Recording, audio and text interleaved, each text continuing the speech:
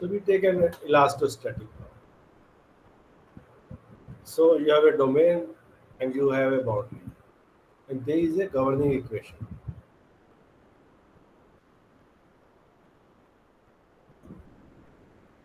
So for elastostatic, this dynamic term is zero. There is no acceleration.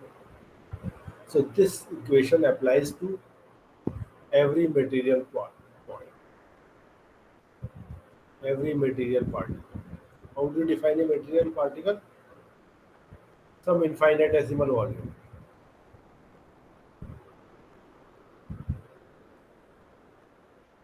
The material occupying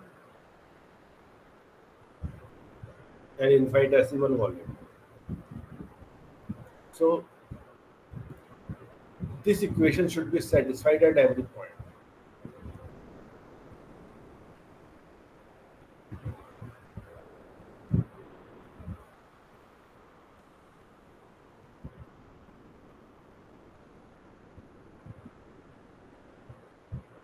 For an exact solution. So in FEM, you're not looking for an exact solution. You want to approach the exact solution. So more the refinement of the mesh, closer to the exact solution you go. Suppose there is some instability in the solution,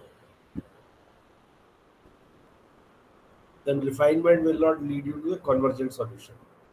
If there is an instability, solution may amplify and it may be totally useless.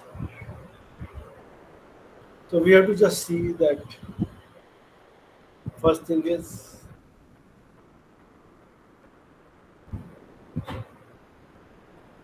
that in FEM you don't satisfy the equations point wise. You discretize the domain.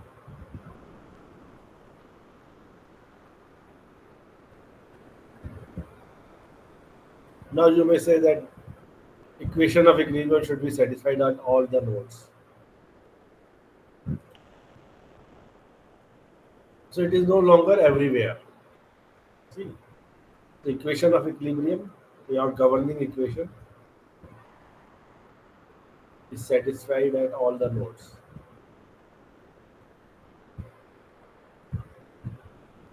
You can say that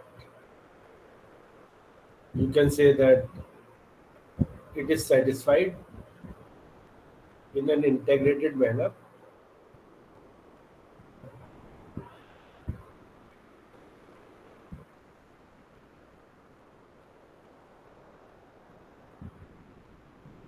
over every element.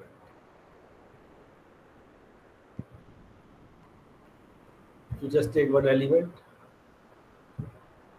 so there are forces coming onto this element from inter-element boundaries.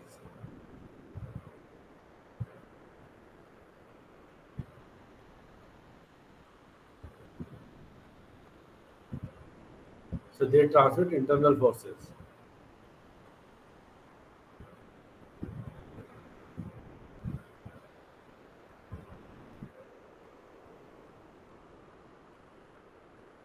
To the element.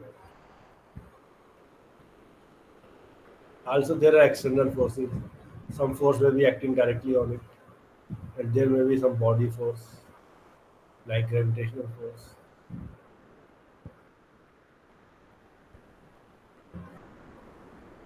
So, sum of all these forces will be zero.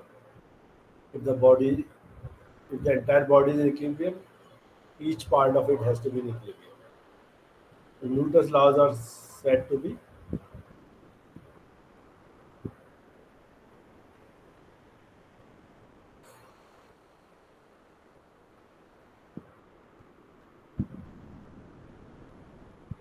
there is a particular word for it. Hello, sir. May I have a dot? Yeah, Sir, if we talk the element, it means the 2D problem. if we Talk the elements, it means 2D problem only, sir. Two-dimensional problem only. We are talking about the surface, the entire volume. yeah, if it is a 3D problem, then you are having it will have a boundary. If you have a 3D element, there will be a boundary. Yes, sir. So forces are being transmitted from the across the boundary. Yes, sir. If you are having a 2D surface, like you assume it is a thin plate, so your element is just entirely that thick, having the same thickness as the plate thickness. Then you are interacting only in Surface. inter-element boundary becomes this, and those front and back faces are your other boundaries from where it can interact with the external force. Newton's laws are,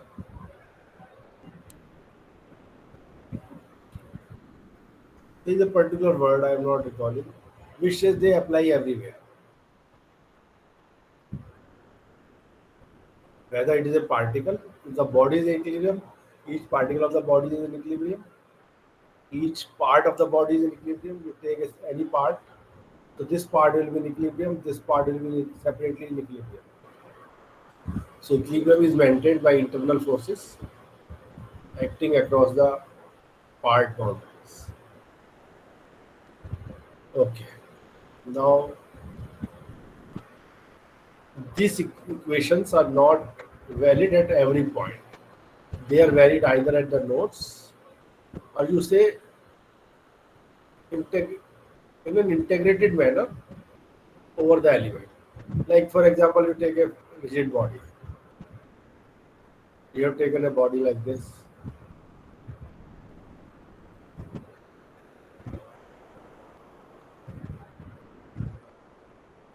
So you talk of global equilibrium. Suppose there is a force here. How do you find that this body, what is the reaction support? You will take the body, show your force, and here you will see there are some support reactions coming. And how will you find the support reactions? By overall equilibrium. Sigma fx is 0, sigma fy is 0, then you will use a sigma mz is 0.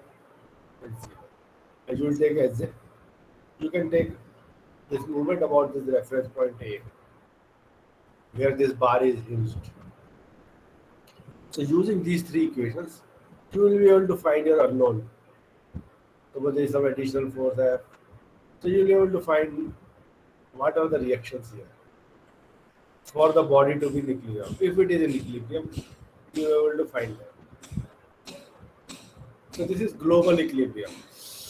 Same way you take any part of it. So there are some internal forces here, and there are these external forces from the support, or if any other force is acting on this part. Again, this has to be in equilibrium. So equilibrium is established globally as well as locally. Locally means at a point. We call it local equilibrium.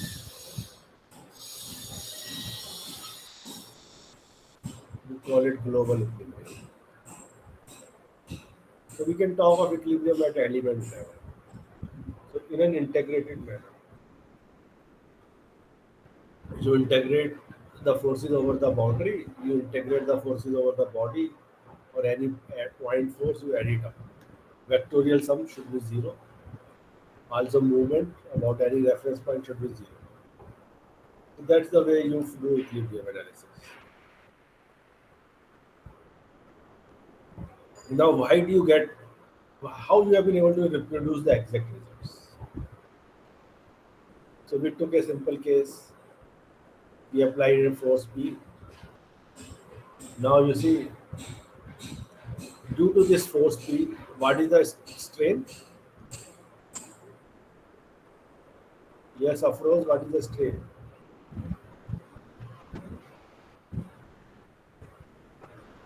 You will say stress is P by A.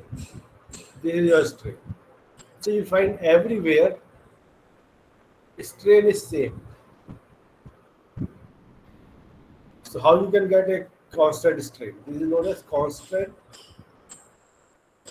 strain situation.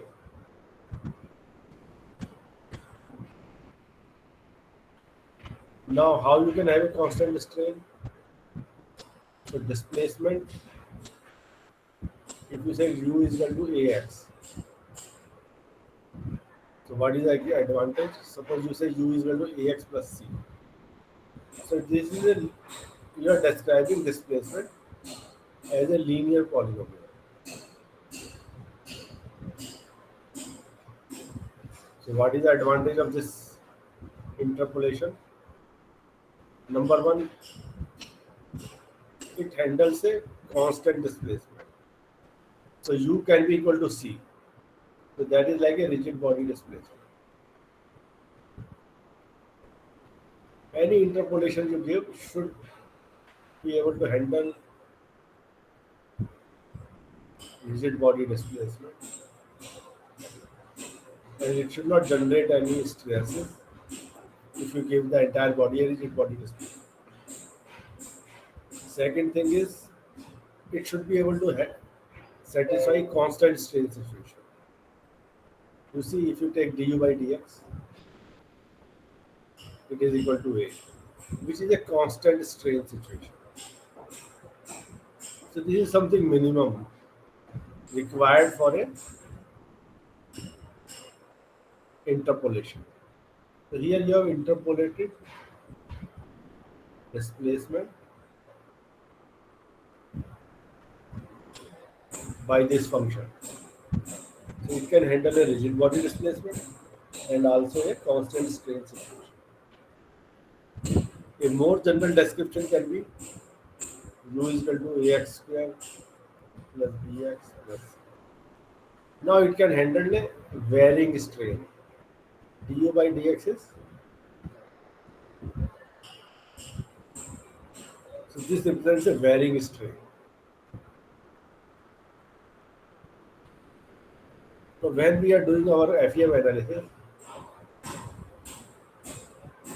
using this case,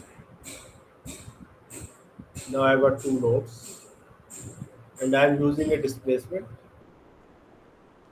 I am using u1 and u2 to find the displacement field. You see, if I know function value at 2 points, I can define a straight line joining them. Okay. So this is exactly done. But if I try to define a quadratic curve, I'm not sure. It will not match. It will be insufficient to do it using 2 points. If I have got 3 point information, then I can define a quadratic curve. So for having if I'm having information on 2 points, I can define only a straight line. So my u can be a straight line. This is x1 point, this is x2 point, this is my u1, this is my u2. How can I define my u? U is equal to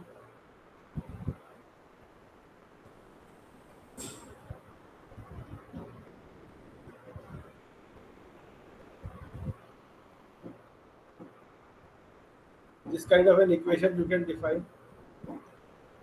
Suppose you put x is equal to x1. What do you get? U is equal to u1. If you put x is equal to x2, what do you get? U is equal to x2 minus x1 knocks it out. So you get u is equal to u. So this function interpolates these two values. So between on any point in between these x1 and x2, it can give us a value corresponding to this straight line. If there is a linear variation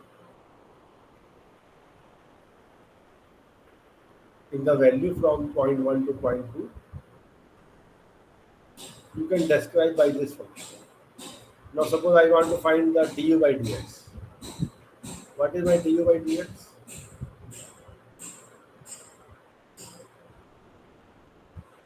This is what I get. u2 minus u1. Take the derivative with x. So this is a constant strain situation.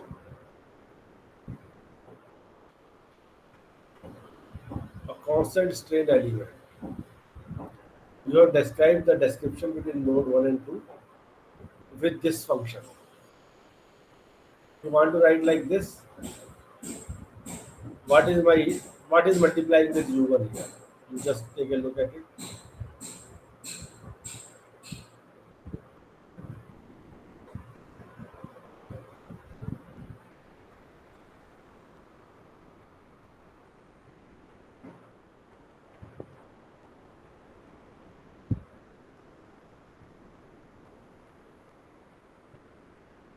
So L is equal to x2 minus x1.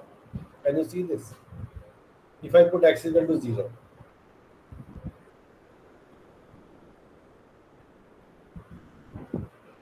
suppose this is my element now.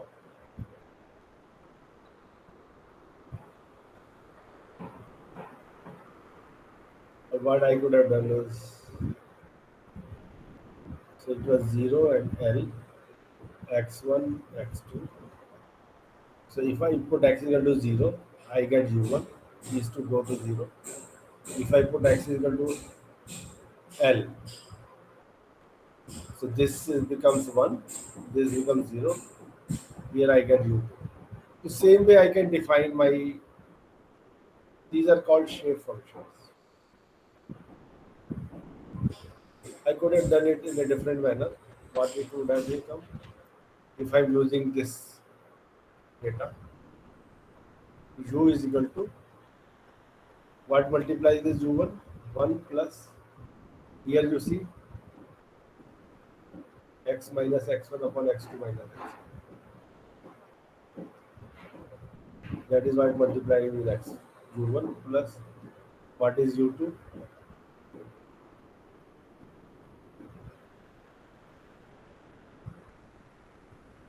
So this way you can find this is your n1, this is your n2.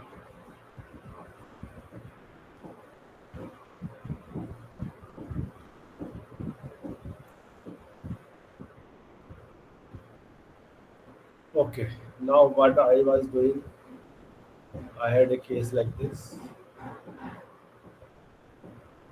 I apply a force P. You see, this is a case of a constant strain situation. Analytical solution is also constant stress or uniform stress. Stress field is uniform. Constant strain or uniform strain. So your U has to be something like AX plus B. Only then you will have constant strain. And by choosing two nodes to represent interpolation in this element, you have chosen a linear interpolation.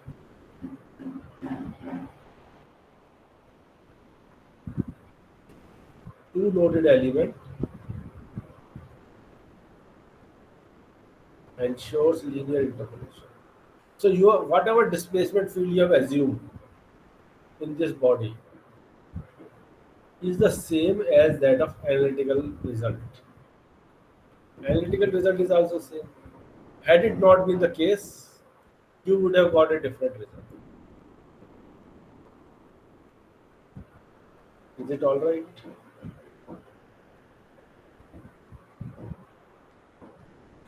Now suppose I had taken this case. I don't know if I did it. Self weight under gravity. So there is a gravitational force on this bar. Can you find the stress distribution in this bar? So it is under self weight. It is loaded by, I don't know if I did it.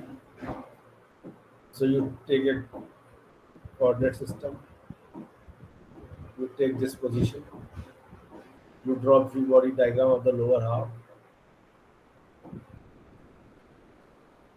So there is some internal forces which are not letting this part separate from the upper part. What is the weight of this part?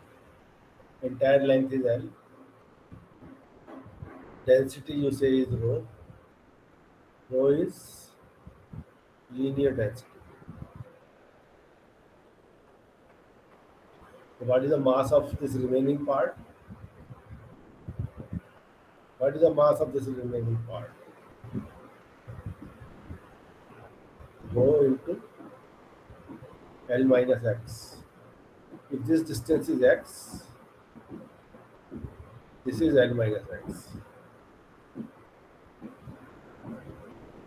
So what is its weight? Rho into L minus x into g. So this weight will be handled by this internal force. So this has to be rho L minus x into g.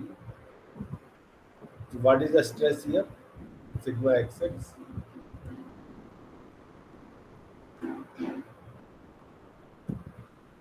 So this is my stress.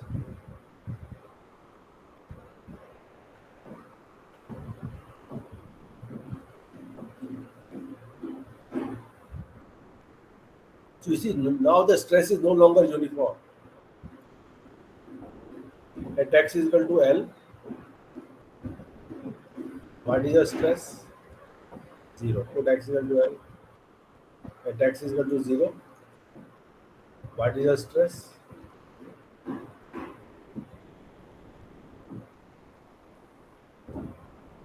So your stress is no longer uniform. It is no longer a constant stress situation. So you're going from here to here.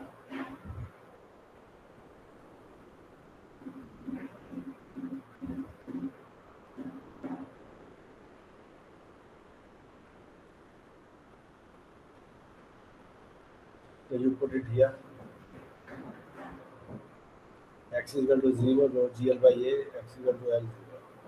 Since it is as a single power of x, it has to be a straight line. Now, if you use two loaded element here,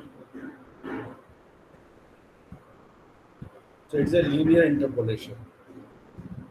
So you will not get exact results.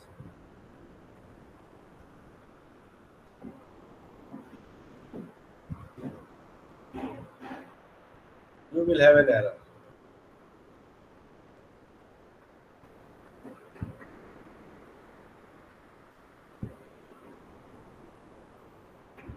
I don't know if I did this problem earlier.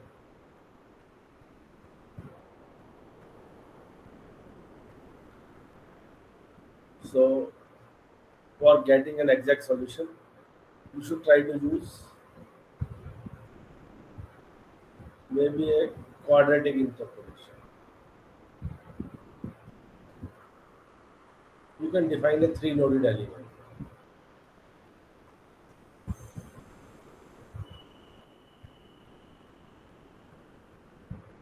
So your stress is linearly varying.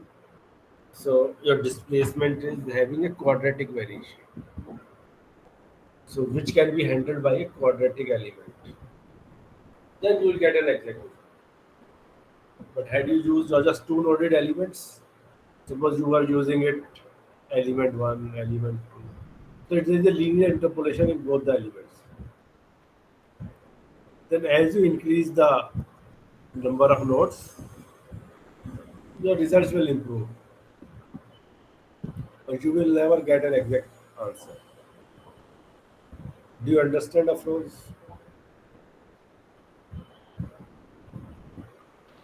Yes, sir. So all these things you will learn in this course. Now I had done the problem using virtual work principle. I can do the same problem using method of total potential energy.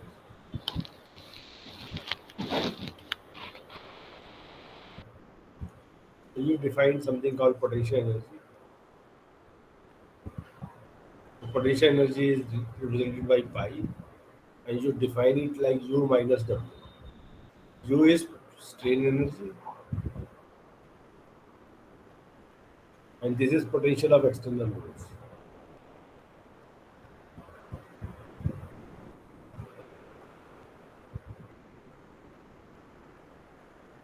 So you see, strain energy is always positive.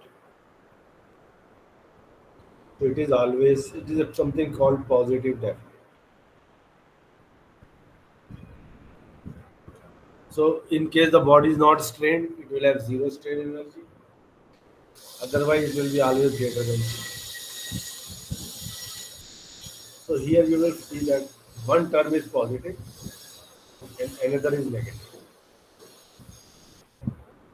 This is a positive part, this is a negative part. If both terms are positive, then what happens?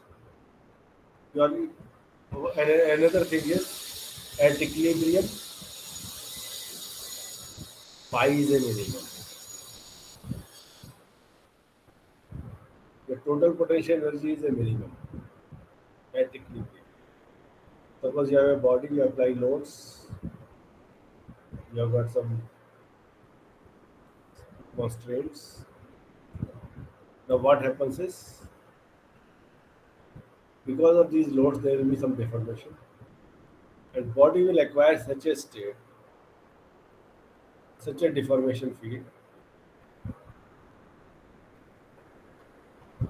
so that total potential energy is a minimum.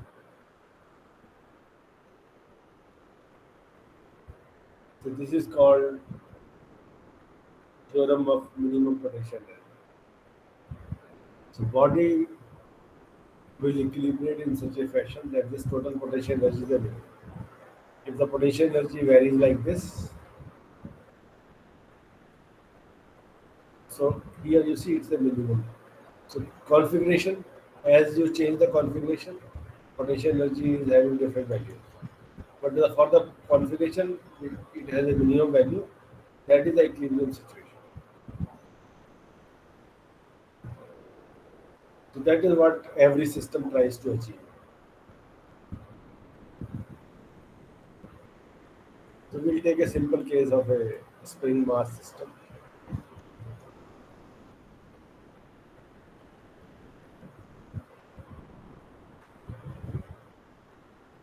Now what is happening here? Phi is equal to U minus W. So what is your strain energy term here? So you take your axis like this. This is your K, this is your M. What is the strain energy term here? Whatever is the stretch in the spring,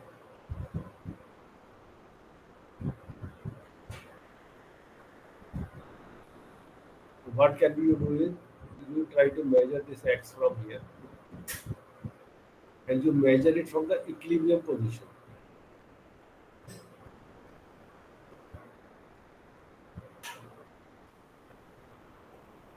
Not the equilibrium position. You take the position of a when the mass is not when the spring is unstressed.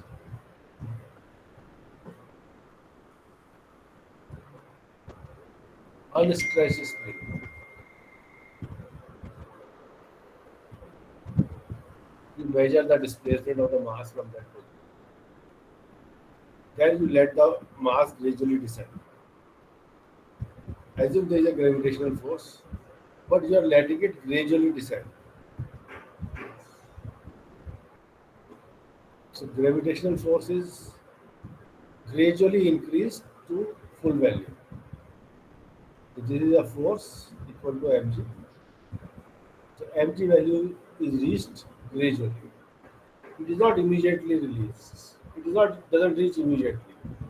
It is not like this. So it reaches the final value gradually. Let it be time.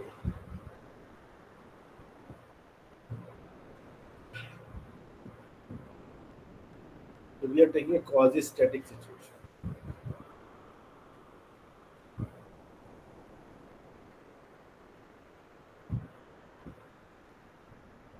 Now, what is the strain energy? Half kx square. X is the stretch. Alright. At the equilibrium position, it will be here. So this will be a stretch. This is a displacement of the mass, and you can say this. So this is a strain energy stored in the spring. And what is your W? So this is known as potential of external loads.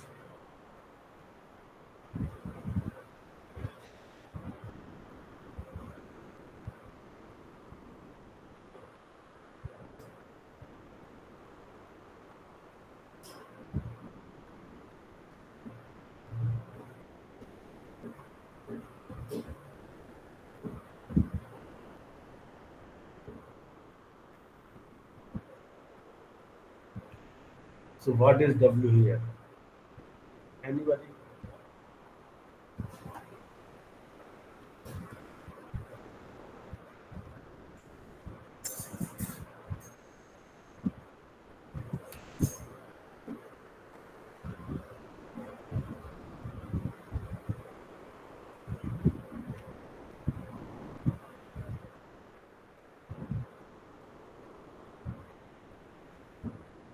Yes. So what will happen is, if you let the mass go from here to here, what is the work done by gravitational force?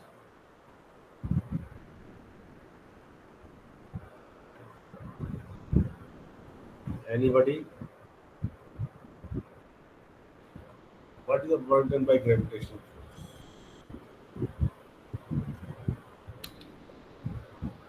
Afros. mgx.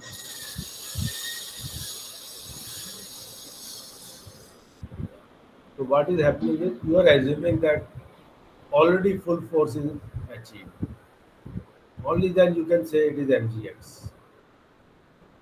So you have a situation where you have the full force already there, and then you let it descend by dx. So what is your work done by the gravitational force? mgdx. Mg. Otherwise, work done by the gravitational force in going from zero to final position is half mgx, because force is gradually applied. But whenever we do this kind of analysis, so we are taking that full force is already applied, and what will be the potential of external loads. So what will be the work done by the external forces during this displacement? You say it is mgx. What is your pi?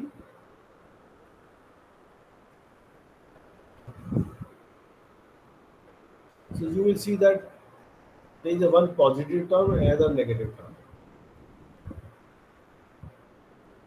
If both the terms are positive, what will happen? How will you minimize pi?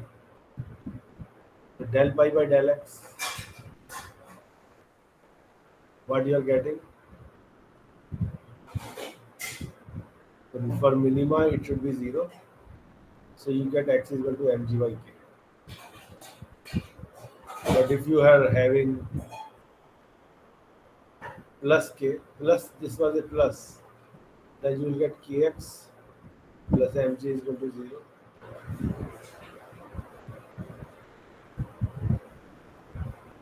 So what is the value of x? Minus mg by k.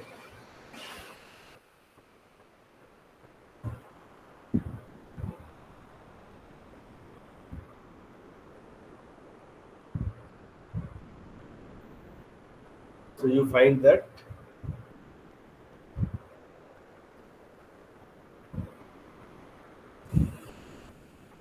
the spring is getting compressed, so which is not right.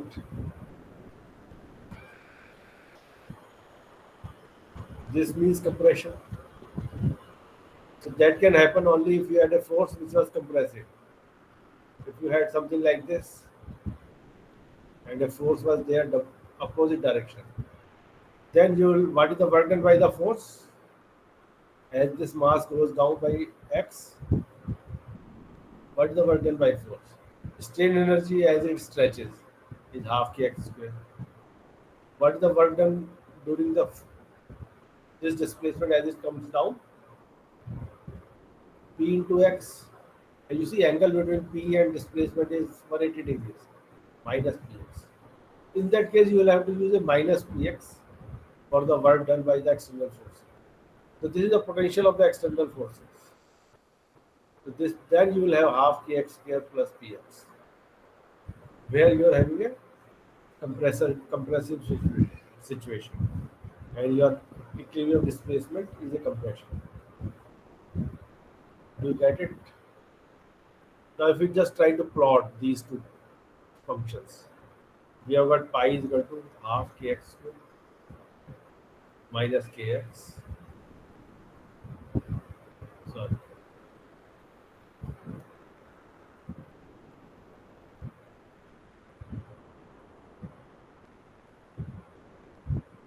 So if you try to plot it, strain energy is half kx square. It means it is going to rise like this. This is your x.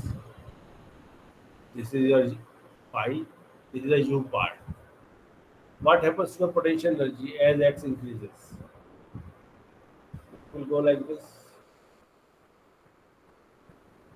At x is equal to 0, it is 0. As x increases, it is becoming negative. So if you sum these two terms, what you will get? You will have a situation like this.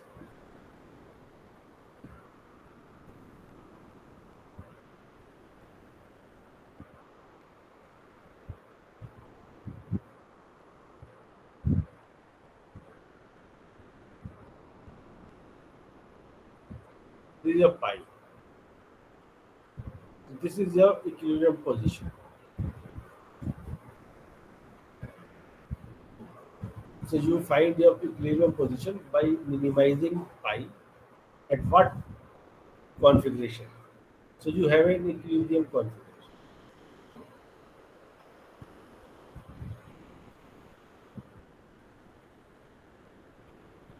Any doubts? Suppose you take the case of a bar. So we have forces R and P, node 1 and 2, displacement U1, U2. So this is a we have to find the equilibrium displacement U1 and U2. Forces are given at the boundary. Now, what is my pi? Strain energy minus work of the external loads. Potential of the external loads. What is potential of the external loads here? There are two external loads R and P. U1, U2 are given shown in this direction. Strain energy is what? Half E epsilon square. Can I say right like that? Half stress into strain. Since we are given everything in terms of displacements, it becomes this.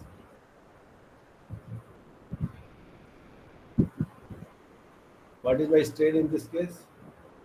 U2 minus U1 by L square. So this is because my strain level. Half E.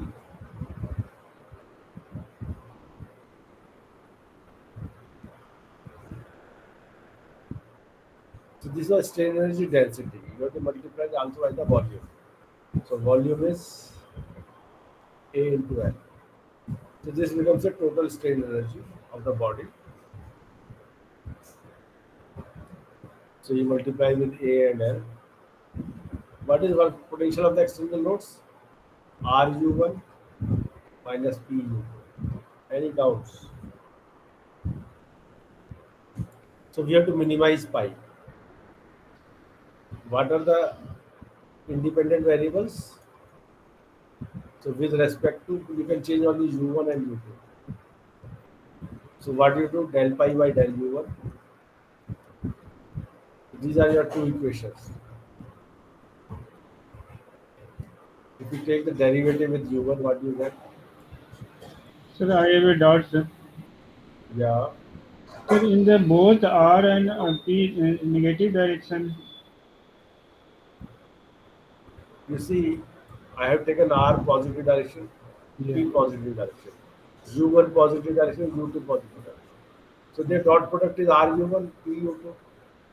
So I have to subtract. Yeah. All right. Yes, sir.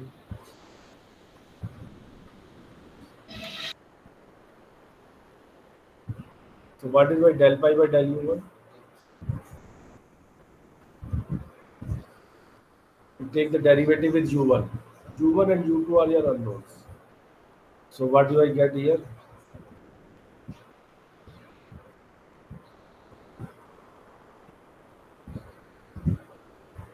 Is it all right?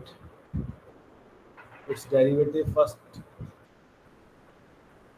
entirely 2 into u2 minus u1 by l.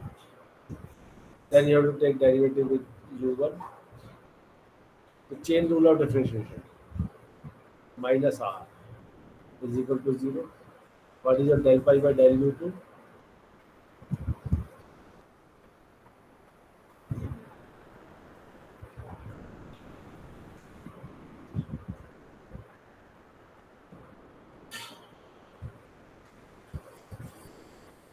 Is it all right?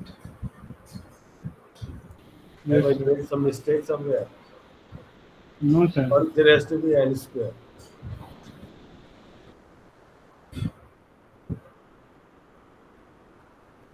L is a constant.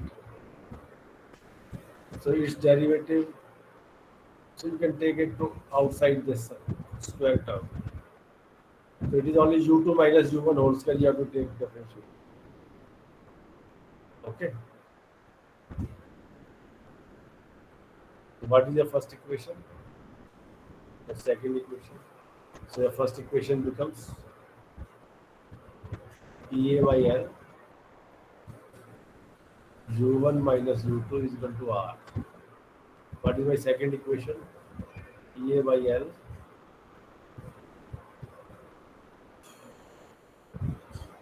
u2 minus u1 equal to P.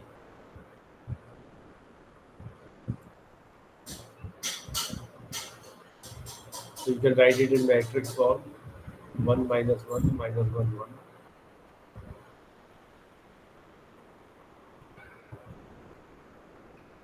So this is what we got from virtual work principle.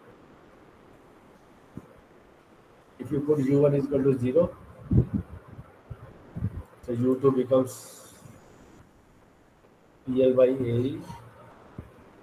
If you want to find reaction, you put this value of u2 here, you will get R is equal to minus 2. So same results, but the approach is different. This is known as minimization of total potential energy. So this is a very important principle in mechanics that every system tries to reach. Configuration of minimum potential. I told you one term is, these are two competing terms, strain energy and potential of external loads, and they try to reach a minimum value. One term is increasing, another term is decreasing.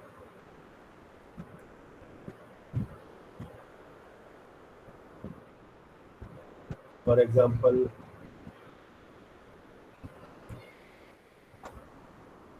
in this situation, you see your strain energy is increasing as you change x, while your potential energy is potential of external loads is decreasing.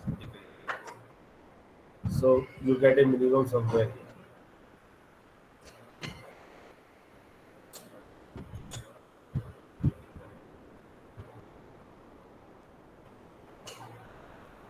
So why you are having a minimum negative sign here? Anybody?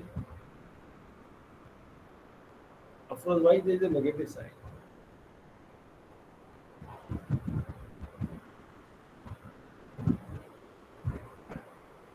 Because we have added those two plots, sir, Okay, I will tell in you the this. straight line. What is this potential energy? This is potential energy of the system or potential energy of the universe?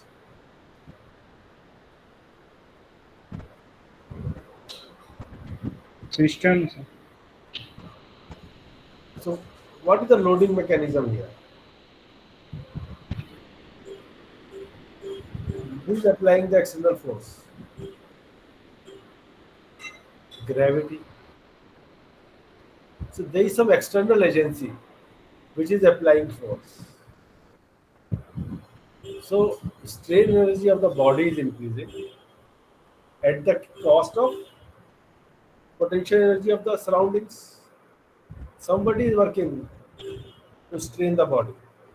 So that part of the loading mechanism is losing energy. You see, it is not a win-win situation. That both fellows are gaining. One fellow is gaining, another is losing. Get it?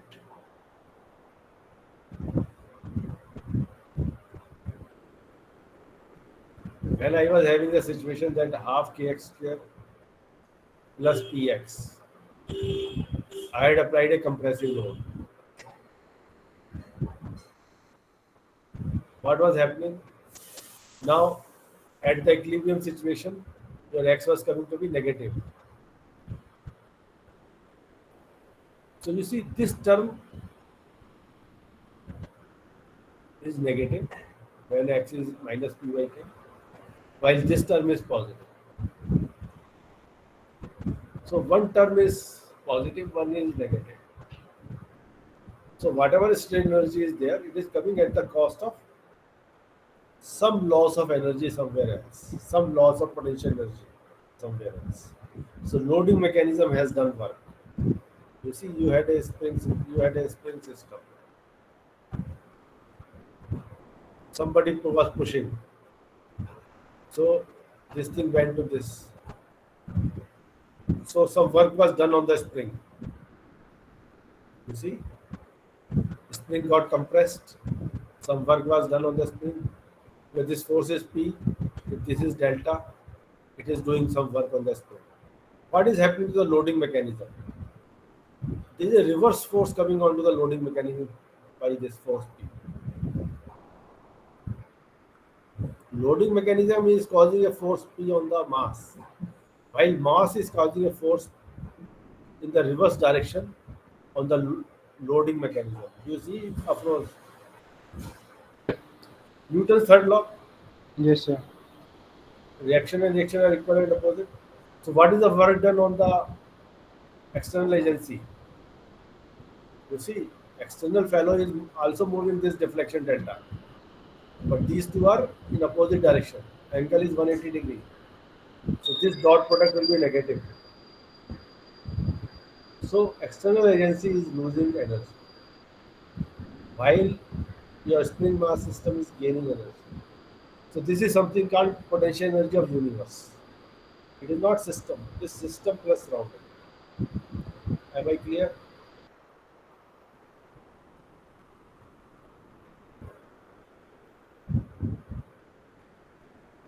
So you see thermodynamics. You are all students of thermodynamics. Try to see what is the concept of minimum total potential energy there. You have got mechanical equilibrium, you have got thermodynamic equilibrium, you have got chemical equilibrium, all kinds of equilibrium are there. You check it out. What holds here should hold there also. Okay.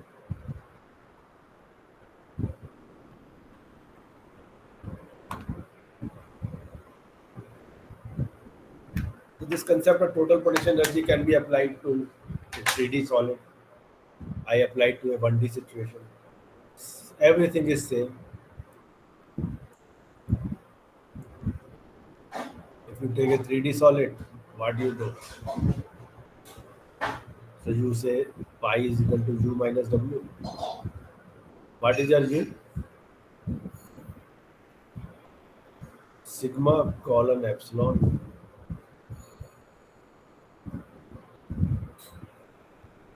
This is a strain layer. Something is wrong here.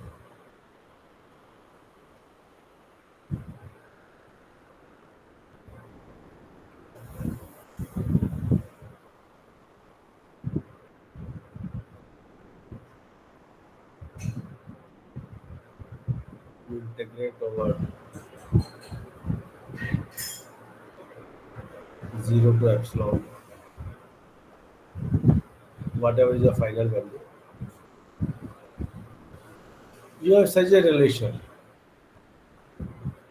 I'll tell you. You can say your du is equal to sigma ij d epsilon ij. So this you can write as sigma.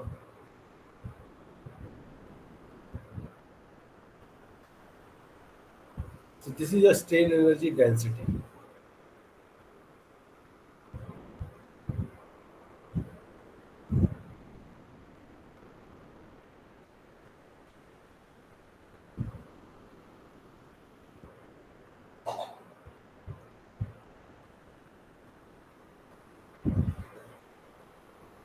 U is a strain energy density. This is differential of strain energy density. You had a stress field. Now you had a strain. You slightly increase epsilon. So what is the change in strain energy? So that is this term. So if you take a simple case of a bar, you start applying a force P. So force P you say is gradually applied. It is not immediately applied. What is immediately applied is this. You apply it gradually, then it becomes a constant value. So this is gradually applied.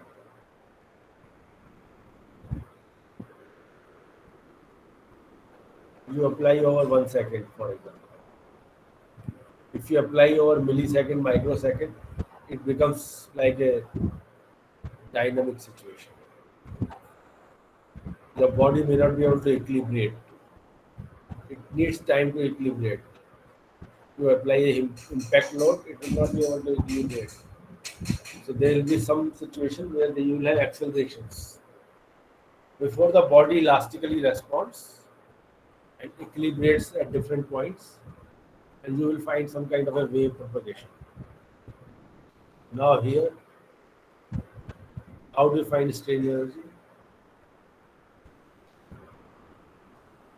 So your load is gradually increasing. Suppose you apply load dP. What is the stress? dP by A. What is the strain? dP by AE.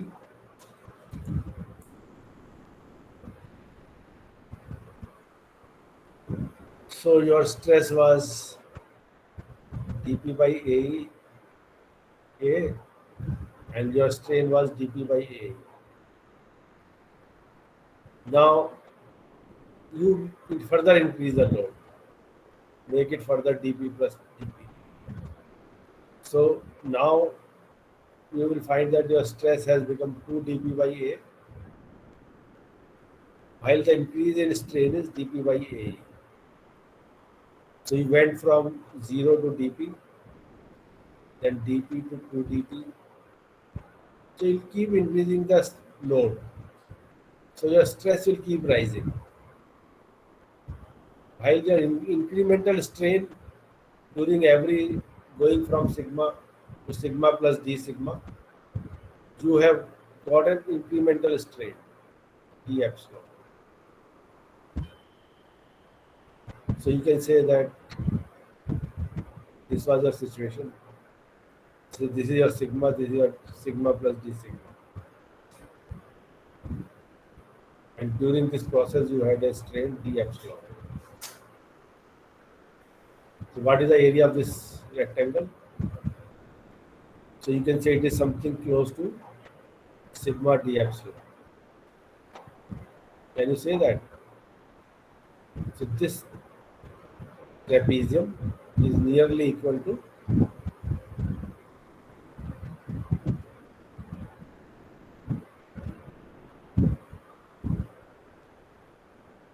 rather this value. As your d epsilon goes to 0, this value becomes equal to the area under the curve as your d epsilon is going to 0. So this is known as your energy stored in your bar when your strain is increased by d epsilon. But finally, what you will see is you have to go to the final strain.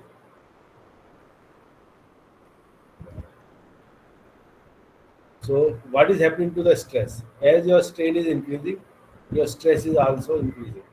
So, this stress can be replaced by E epsilon. This stress is proportional to strain. So, this you are integrating. So, how what do you get? Half E epsilon square. These are integration. So, this you will find is half E epsilon E epsilon. So, this E epsilon is your final strain.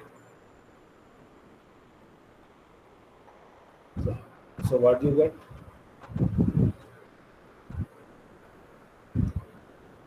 Half sigma f epsilon. So this is the case where you have a linearly elastic material.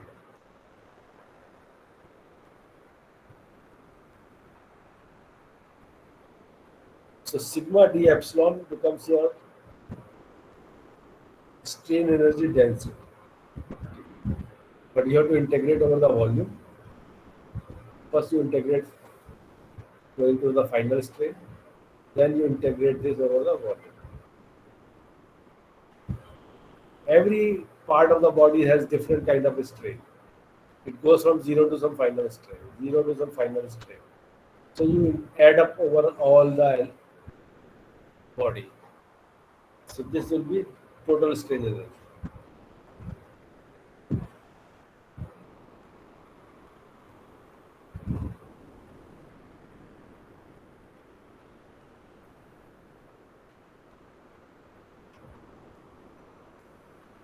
So we had a situation like this.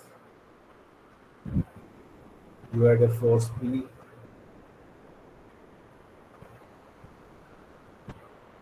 So if it stretches by dx, what is the work done by this force? P into dx. So if you divide by L, multiply by L, divide by A, multiply by A. So this is nothing but your stress. This is nothing but your strain. This is nothing but your volume. So you see, this is strain energy density.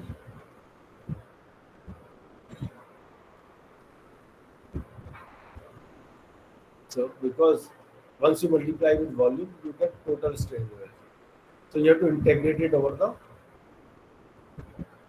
volume.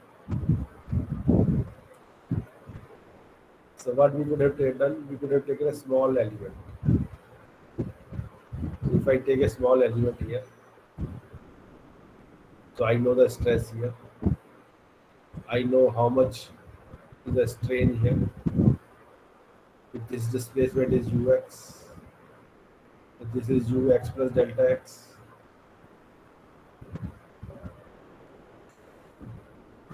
So if you increase it by delta u, this also will increase by u at x plus delta x plus del u by del x.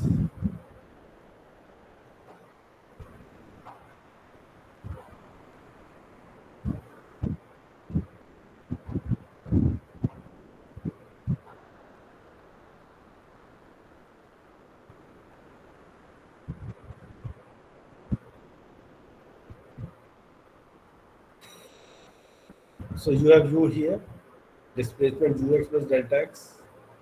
After you further give it a further strain, then this becomes u, it increases by u plus delta u, it becomes u plus delta u. So this part will be further changed. How delta u is varying with x into delta x. And what is this ux plus delta x? So you have the final thing ux plus delta u by delta x plus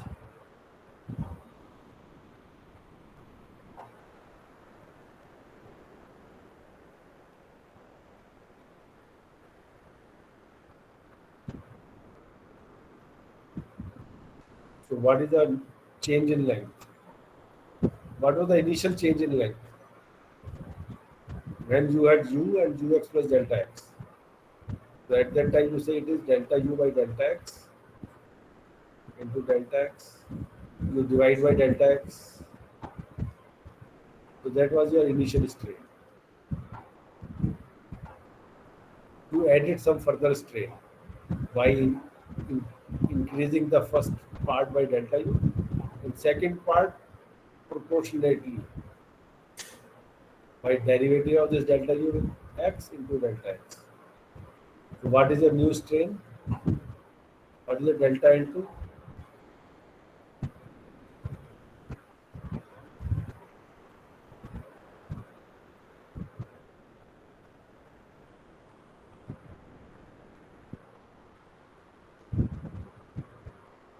So this is the final stretch situation minus delta u. This fellow has moved further by delta u, while this has moved by.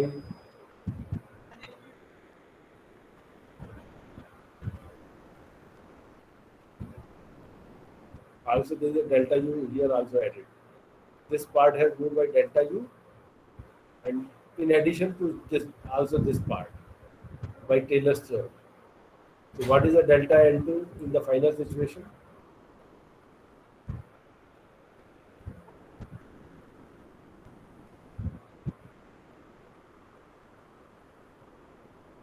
So, somehow I have messed it up.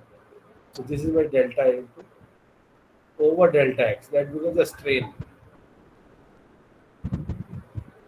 So this is a strain in the second situation after the incremental strain. So you get delta u by delta x.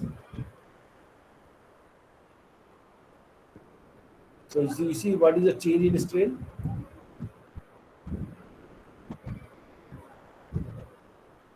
So delta u by delta x was already there in the first part. So you get delta of delta u by delta x. So this is nothing but your change in your strain.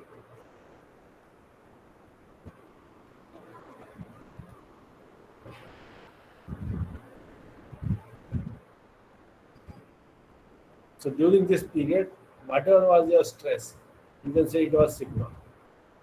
So that will depend on current strain value. And this is an additional strain.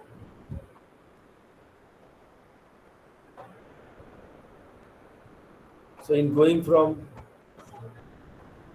you are going from sigma epsilon to sigma plus d sigma and epsilon plus d epsilon. So during this process, some energy will be stored in the body. So that energy you can say is sigma d epsilon. So this is energy per unit volume. So you multiply with the volume. This is the total volume energy in this volume d omega. You integrate over omega, you get the entire body. Further, you have to go from zero strain to final strain. So this becomes a total strain energy. If you have a 3D situation, so you have a stress tensor, you have a strain tensor, you do an inner product, sigma xx. So this fellow will multiply with this, sigma yx, this will multiply with this. So all these strains multiply with respective terms. So you get, when you write sigma ij epsilon ij,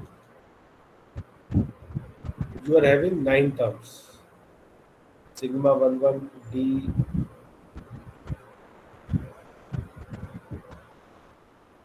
sigma 12. So you see both the indices are same. So this is known as tensor inner product. Just like you have inner product of vectors. What are the inner product of vectors? You have ui vi. So this was u1 v1 plus u2 v2 plus u3 v3. So similarly you have matrix inner product. So you will have sigma colon epsilon will be sigma ij epsilon ij. The same term from both the matrices will multiply with each other. So that is what is done. In a 3D situation, you have got all the stresses. So you will require this formula. In case it is a linearly elastic body, you see strain energy becomes for 1D case half E epsilon squared.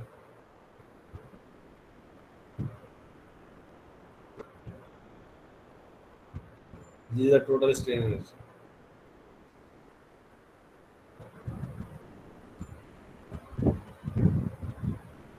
For a 3D solid, you will have to write separate terms for all kinds of stresses. So I think I have made it clear. So if you have a 3D solid, so you can say your stresses are sigma xx, sigma yy, sigma zz, sigma xy, sigma xz, sigma yz. And what are the strains?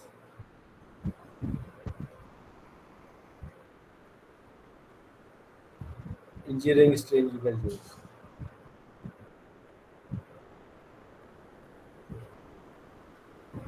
So when you want to find strain energy, you multiply sigma xx with epsilon xx.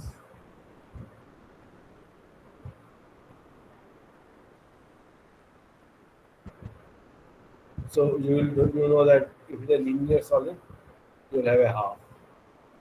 Now you have got this situation sigma xy, gamma xy. So I had told you that it will be sigma xy, epsilon xy. You are doing multiplying the engineering tensorial strains. These are tensorial strains.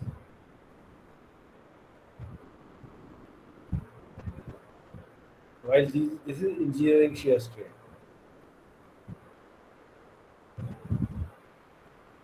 So you see this matrix is symmetric.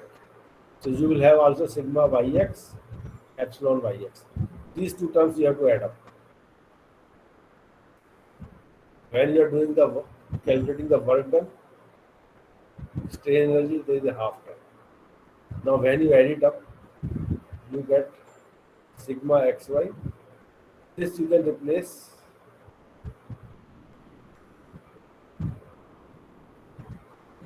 with gamma xy. Gamma xy is nothing but twice of epsilon xy. So it's half xy, half xy.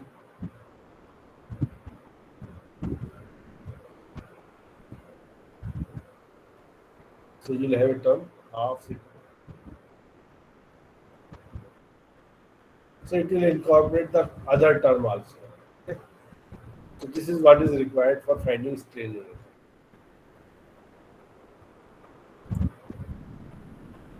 Any doubts? So you will write pi is equal to. Suppose I use a simple elastic situation. I take a linear elastic solid. So I'll say half sigma epsilon e omega integral minus some loads are there at different points. So how do I handle this stuff?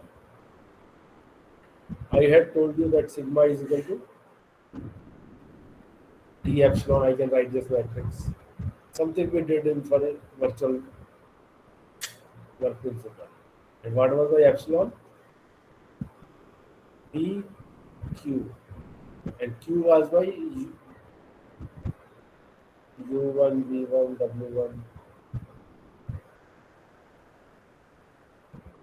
It is my nodal displacement vector.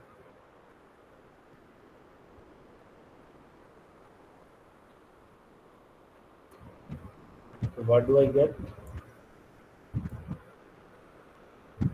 Sigma becomes D.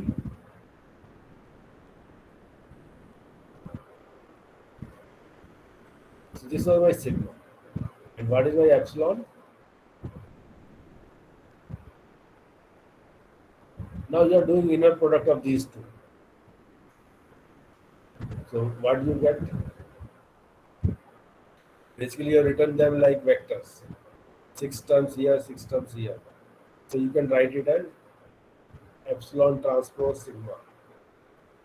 6 terms here, 6 terms here. It will multiply like two vectors, dot product of two vectors. So what do you get? Sigma colon epsilon.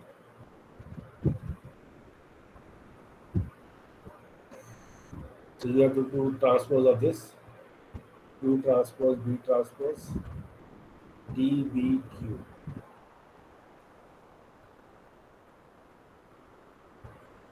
So this is your strain energy term. You have to integrate over the volume.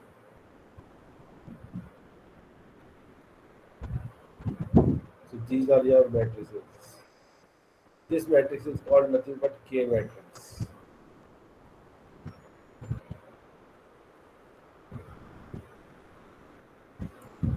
So you see QT, this integral half BT d B d omega and Q.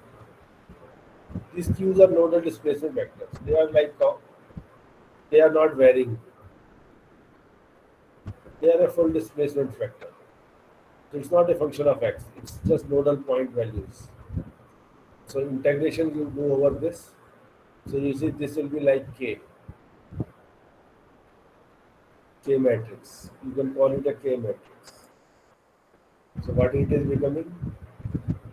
QT K Q minus you have got your work done. So this is a pi.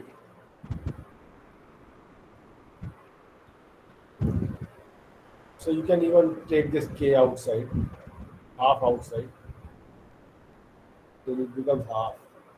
So K is basically BTdB volume integral.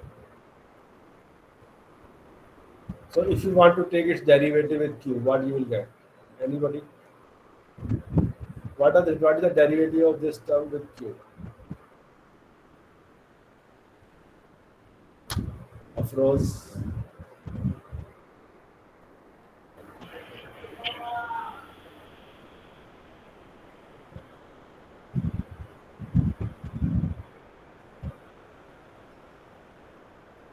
Soumya,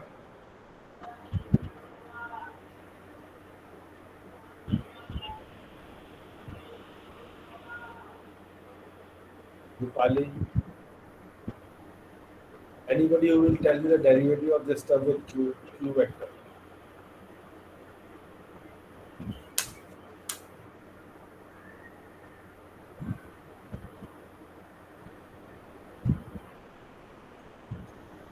Are you following?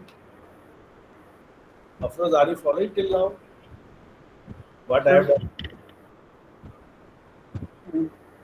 in Are you tensor multiplication, I have got some. I'm not getting some point. if you listen to the video again, Okay. you will be able to capture it. Now, one thing is how to find these derivatives.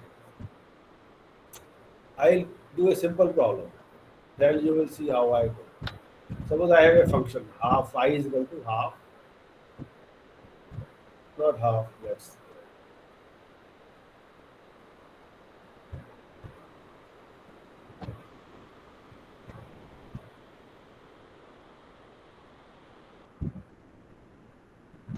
Now I want to find its derivative with x1. What is its derivative with x1?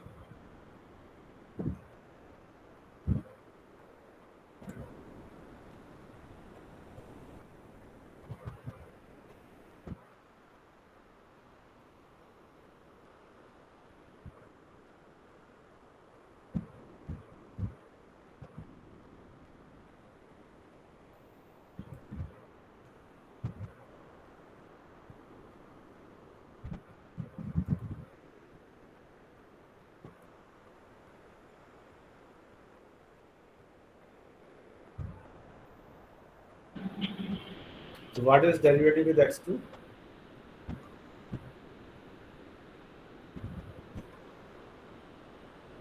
Derivative with x3. All right. Can I say its derivative with vector x? What will be its derivative with vector x? What is my x? X1, x2, x3. It is the position x. It has got three components x1, x2, x3. With respect to that, you can find the derivative.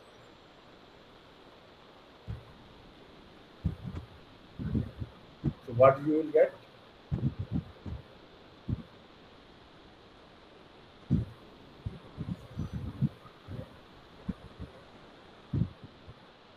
Is it all right? Yes, sir. So when you take derivative of a scalar, phi is a scalar. You took its derivative with a vector. What did you get? You got a vector. Had you taken this, here you took the derivative of a scalar with a scalar. What did you get? Scalar. So this is one very important stuff. Suppose you have a vector. This is your velocity vector. 2y plus 3j plus 5k. Suppose this is 2xy, 3yj plus 5z. So what is its derivative with itself? Derivative with position vector. What is derivative with x? 2y. Y, Derivative with y. 3y, j, 3j.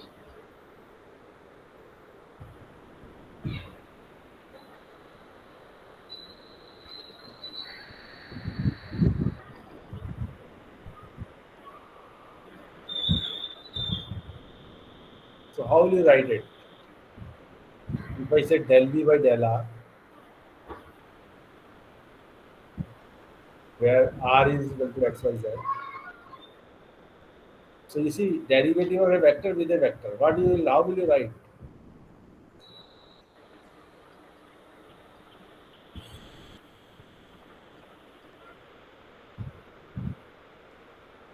So you see del v1 by del x1 Yes. is 2.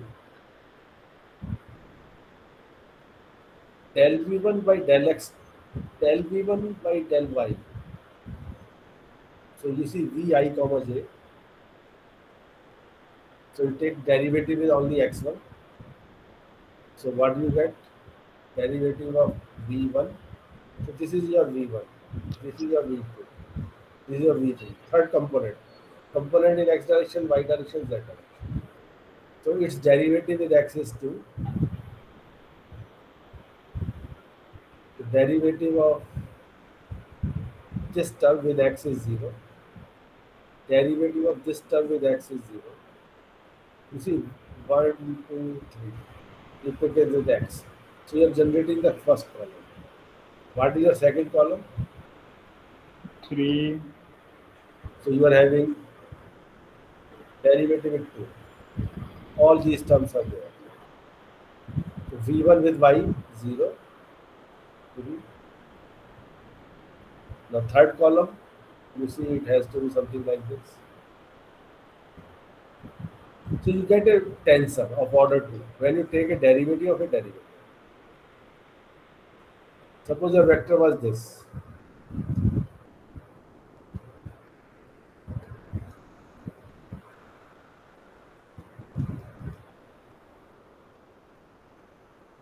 Now here you are defining only a as a function of x. So what you can do, you can say you want derivative of a vector with only a x coordinate. So what will you get?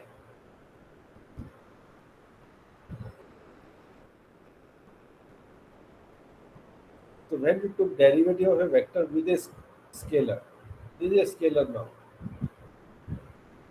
You are getting a vector.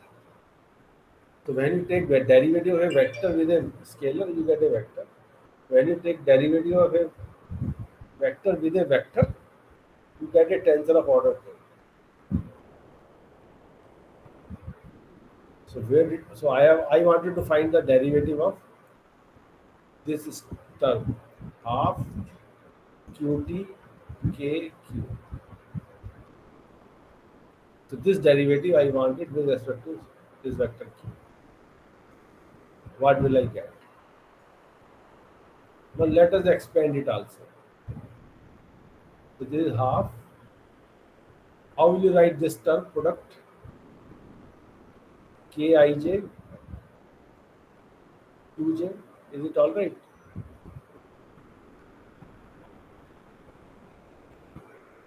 Soumya, is it all right? Yes, sir. So two matrices you can multiply like this. This index should be column. Now how would you multiply qt with this? What will you write in the index form?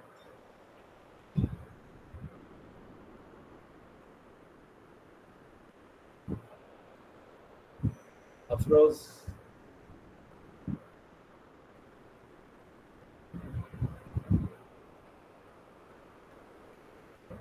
what will you write in index form? QJI YQJ. You see, index form. this is like this, what is the free index here? Free index I. Very good. So I is the free index. Now if I multiply it with QI, it will become like a dot product between these two. This is a vector now.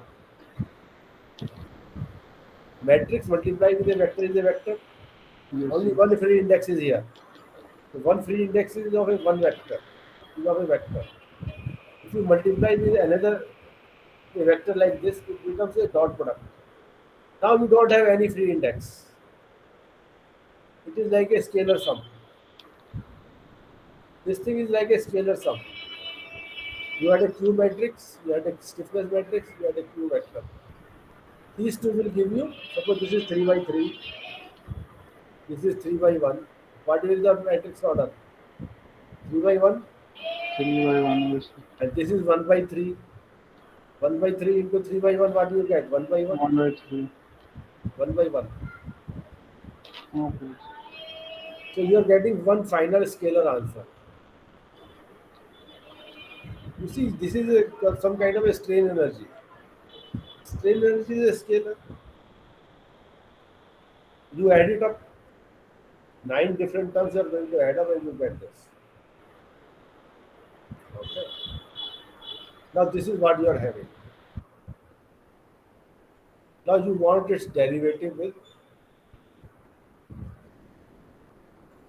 how will you do?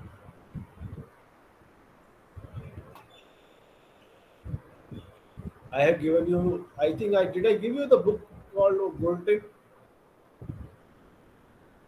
Continuum Mechanics. I think I gave you the PDF of this. The first 2 3 chapters have got lot of things to do with tensor notation. Look at that. Now I have to take the derivative with Q. Now it's a vector. So I can take its derivative with, suppose I say QM or QK.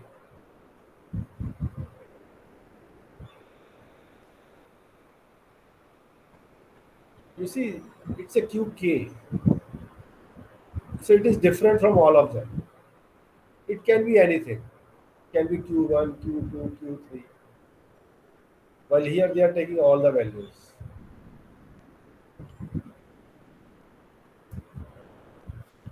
Is it all right?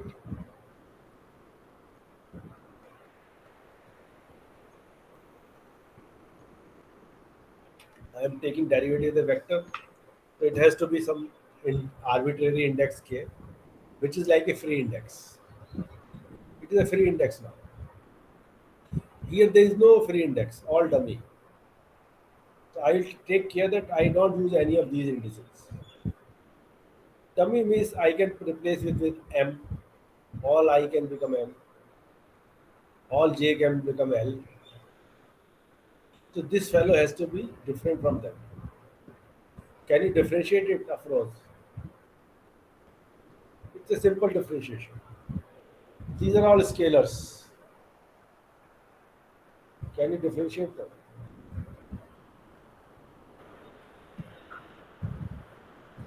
You use product rule and differentiation.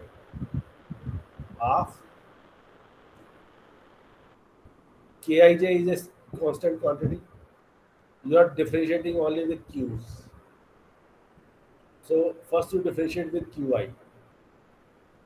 What is differentiation of Qi with Qk? If I is equal to k, then you get 1. If I is not equal to k, you get a 0. So delta Ik and this Qj remains as such.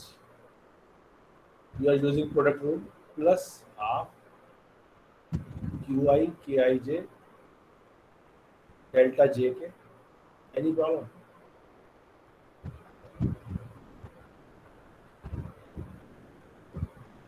I use product rule. First I differentiated Qi. So that gave me delta Ik. Kij as such, Qj as such. Next time I differentiated Qj. I'll also take a simple example to show you. So what do I get now? Now I and k, if they are same, it will give me one value. So I can replace all i's with k's. So what do I get? Instead of k, I should use m because there is a k here.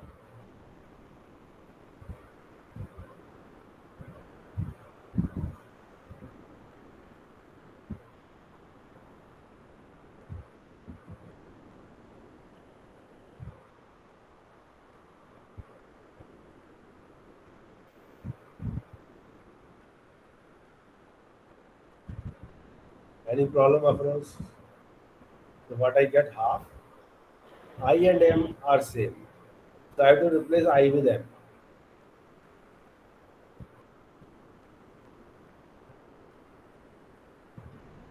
Now here j and m are same. If I make them same, I can get rid of this delta.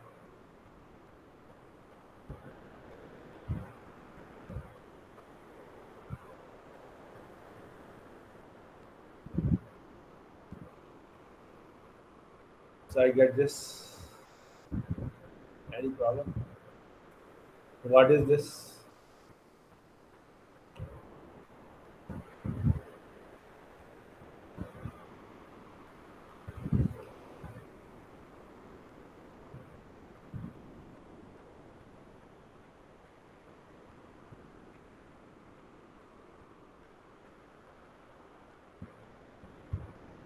So they are like scalar products, simple scalar multipliers.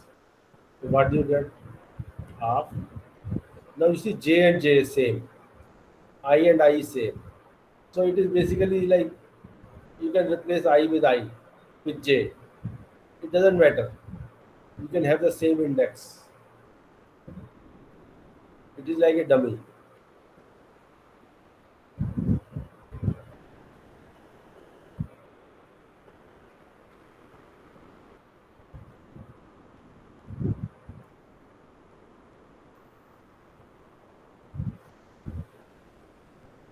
So if your matrix is symmetric,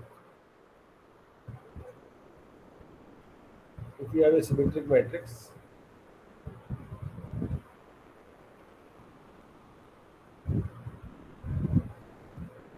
so what you will get? K mj qj.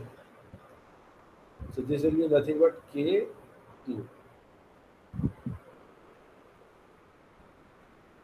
So you are having something called pi is equal to half q transpose kq minus some work term. If you take its derivative with q, what you will get?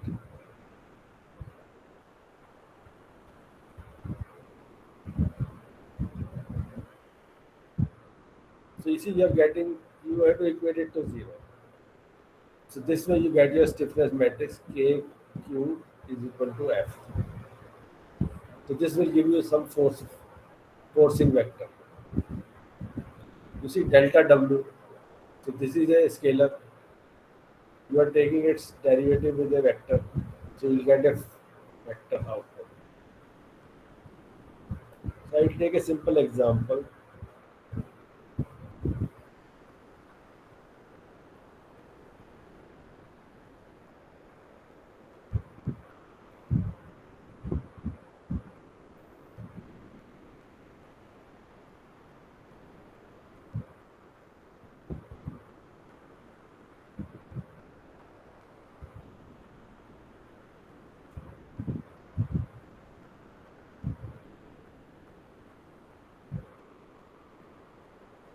So I take a simple example. I define pi as half k11 x1 x2.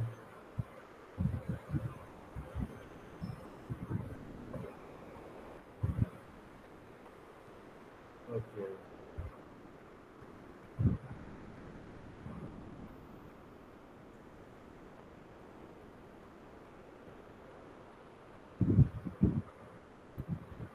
Let me call it.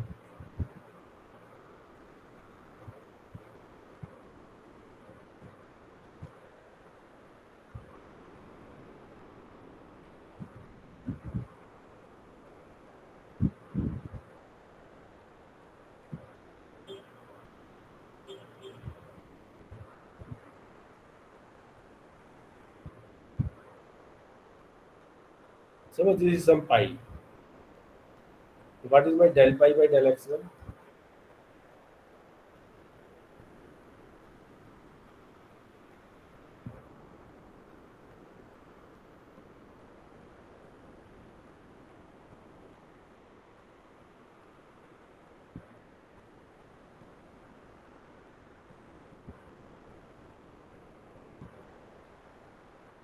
What is my del pi by del x2?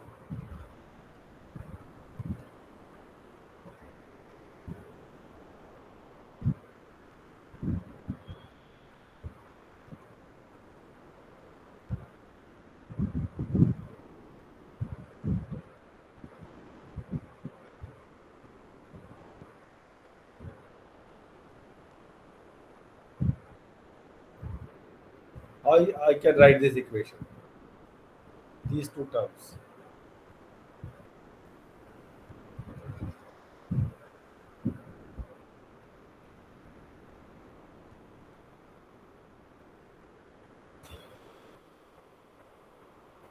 This I can write as x1, x2. So this will be k11.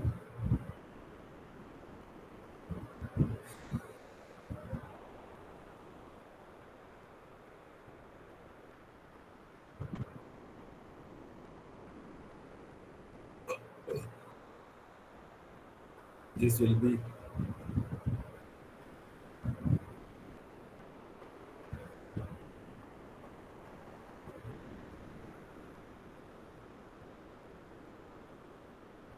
so this is the way I can write it out. So I got, if I took the derivative with vector s, which is x1, x2, I get a final answer as a vector.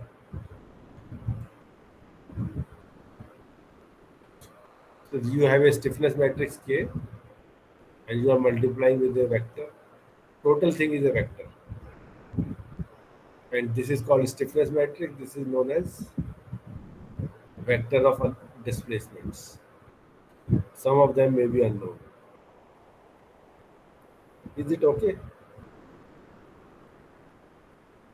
I have tried to explain this process of taking derivatives with vector q. I had a product like this, half q transpose k. I took its derivative with q bar.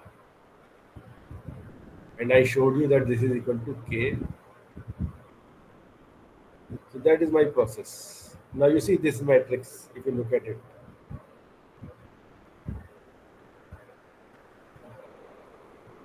Here, this is a K matrix. So these two terms, you see there is a symmetry in it. So this is a symmetric matrix.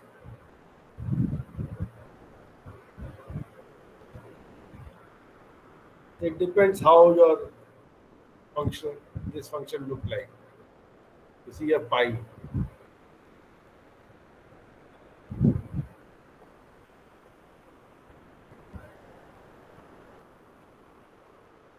Also, this pi you can expand in one more way. This pi is x1, x2.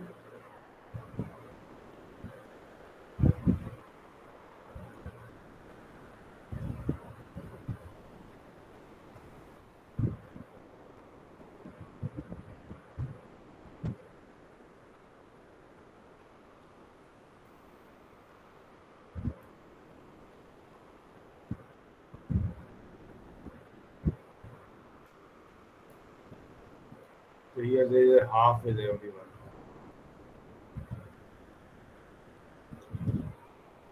Did I tell you this is known as a quadratic form?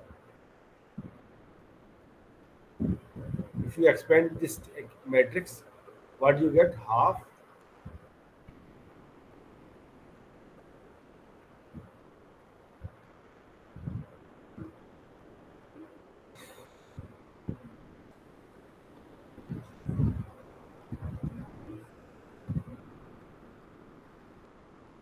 If there was no half in these terms, all these halves would have gone.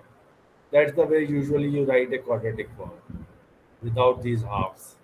But I just duplicated what was before. So this is known as a quadratic form. You see, every term has a quadratic. That is why it is called a quadratic form. And there is a concept of positive definiteness.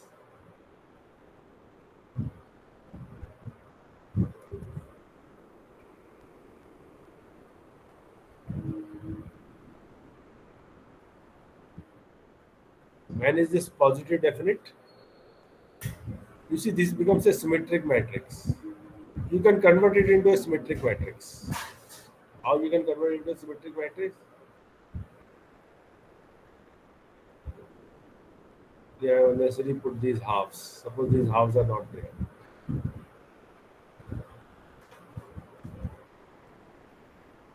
So what you get? You can replace it by k12 plus k21 by 2.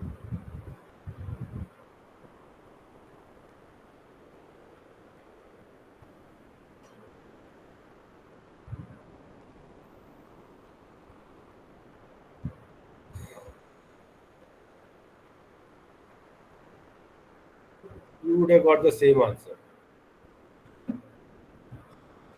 The symmetric matrix. You see these two terms.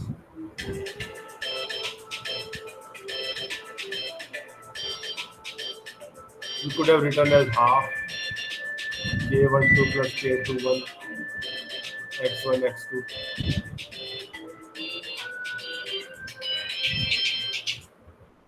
Hello.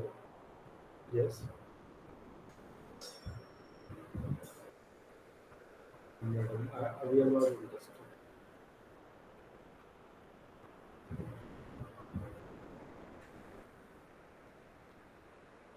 Okay. So once it is a symmetric matrix, it can be diagonalized. If you look at your matrix theory, diagonalization is possible. You can find eigenvalues and diagonalize it. And then what will happen? You can transform it into a diagonal form. And these two vectors can be some q1, q2. There are some transformation rules. So you can go from one coordinate system to another coordinate system where this matrix is diagonalized. And you have to represent these vectors in diagonal form. and these become 0 because once the matrix is diagonalized, if you expand it now, you will get lambda 1 q1 square plus lambda 2 q2 square.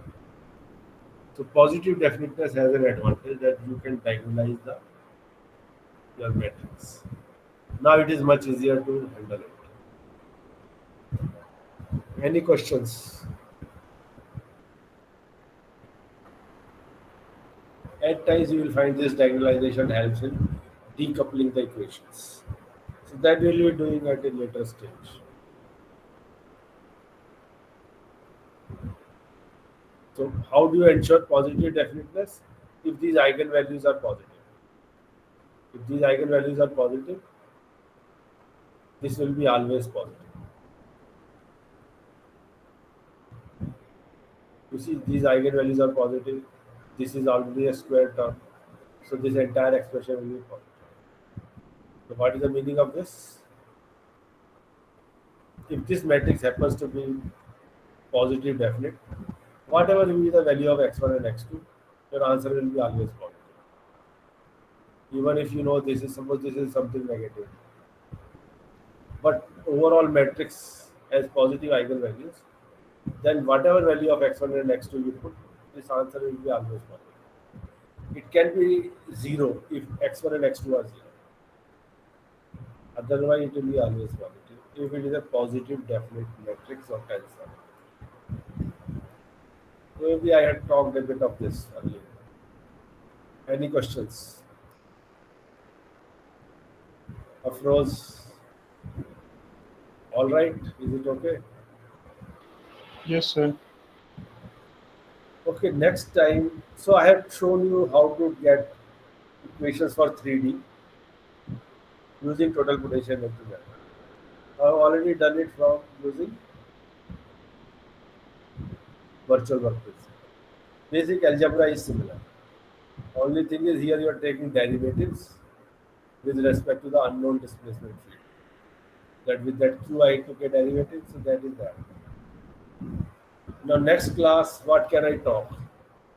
I can go to bending if you wish. Take a problem of bending, and I will use virtual work principle. I can also use total potential energy method. Using that, I will show you how to solve problems in bending. So this will help you in understanding application of these principles. So this is just another example. Okay. Sir, in which book, sir, we will get the this portion in detail, virtual work principle? I Same book told you you one are provided. on Pathe Bathe. that has got everything.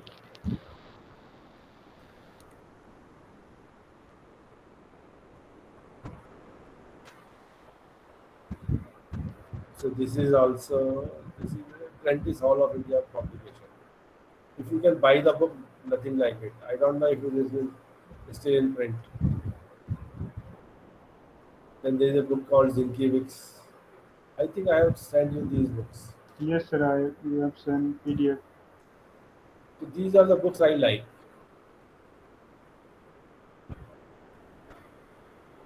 Rest is up to you. You can listen to the lectures. I think most of them are in.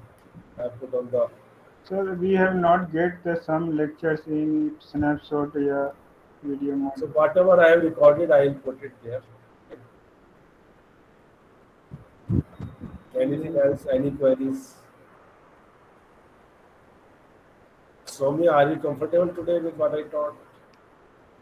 Maybe a little hasty I was. Yes, sir, somewhat. So if you listen to the lecture recording, I think you will be able to break it down. Okay, sir. Sir, just a query. So, what is the syllabus for this FEM for our end semester? You guys try to get the syllabus from some other teacher. You will get syllabus of all the courses. Okay, sir. I can also share. I have to find out. But you seek syllabus from one fellow. I think is Professor Amit Pal teaching you. Yes, sir. So you can ask him. I think he has a syllabus.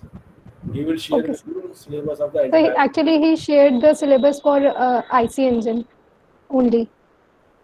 Okay, I will see to it that I will find the file and share. Okay, sir. Who are the other Thank you. teachers? So Oh, Amit Pal sir, Naveen Kumar sir, and Mishra sir, RS Mishra sir. so only four teachers you are having. Yes, sir. What are the courses you are doing? Thermodynamics. So thermodynamics, HMT, and IC engine, advanced IC engine, and FEM.